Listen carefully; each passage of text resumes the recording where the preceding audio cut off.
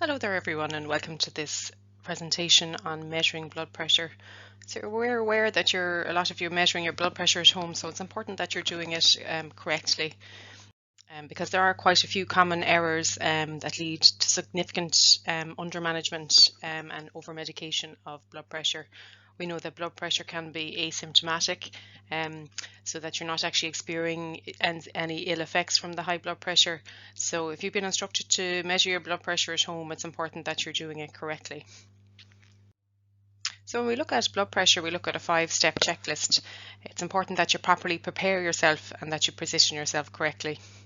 It's important you're using the proper technique, and also that you're taking the proper numbers and the types of measurements that you're taking. It's important that you document those specifically, and also that you're supplying the readings to your GP. So before you take your blood pressure, there's a couple of things that you need to be mindful of. It's important that you're not smoking or not exercising or not taking caffeine for 30 minutes before your blood pressure check. So it's important that you're prepared properly so that the reading is correct. So when we look at taking your blood pressure, it's important that you empty your bladder. We do see that the blood pressure can be as much as 10 millimeters of mercury higher with a full bladder. So just bear that in mind when you're using your home device. You start to look at the position, so your optimal sitting position. So your back needs to be fully supported and your feet need to be fully supported on the floor. If you're not fully supported, this can raise your blood pressure by 6 millimeters of mercury. So do position yourself correctly. The legs need to be uncrossed. We know that crossed legs can add 2 to 8 millimeters of mercury to the reading. The arm being fully supported is vital, and the palm is facing upwards. If the arm is not fully supported, you can raise the blood pressure by 10 millimeters of mercury. It's important when the blood pressure has been taken that there's no talking or listening during the reading. This can raise by 10 millimeters of mercury as well. So the cuff size, so when you're purchasing your blood pressure cuff, it's important that you measure the cuff size. So when we describe the cuff itself, there's actually a bladder which is just on the inside of the cuff, and that's where the pressure is generated. So it's a little sac that's within the cuff that you have. So that sac within the cuff should be 75 to 100% around your own arm. You can also test the width of the cuff, and that should be 40 to 50% of the circumference of your upper arm.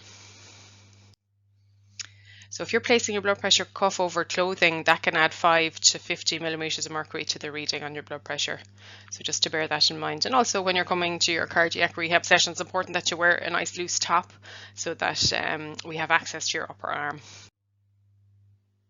So when we look at blood pressure, it's the brachial artery that we use to measure it, so it's the pressure generated within that artery. So we look at the brachial artery, and what we see is that positioned here, just running down your arm, and you can see that nicely in the diagram here. We start to see then where it is actually positioned. So we see the brachial artery just here running down the length of the arm, and that's actually just on the inside of the biceps tendon. So if you want to just go down to the inner side of your elbow, you'll feel the biceps tendon, and then just as you bring your fingers towards you, you'll start to just generate a little bit of pressure there, and you'll start to feel the artery or your pulse. So similar to checking your pulse just down by the thumb, you can see as the brachial artery travels down, it goes right down to the thumb side of your wrist. But you'll start to feel just on the inside of the biceps tendon, you'll start to feel a pulse there. So just to be aware of where that brachial artery is, so that when you're positioning the actual cuff, that you'll start to position it correctly. So the center of the bladder should be on the brachial artery, and on most cuffs you'll see an artery marker on the cuff, so that will make it a little bit easier. And that the cuff should be, it's actually at the position of one of the chambers of the heart, so that makes it a much more accurate measurement. This is just a slide just demonstrating the manual blood pressure, but you won't be able to do that independently. But just to give you an illustration as to how that's checked. So when we look at levels of blood pressure, we start to look at, these are the American guidelines. So we know that normal is less than 120 systolic, and less than 80 diastolic, and we start to see a high blood pressure coming in at 140 or higher systolic, or 90 or higher diastolic. So it's important that you're looking after your blood pressure, managing your salt intake, exercising regularly, and also checking the blood pressure at regular intervals if you've been diagnosed with high blood pressure.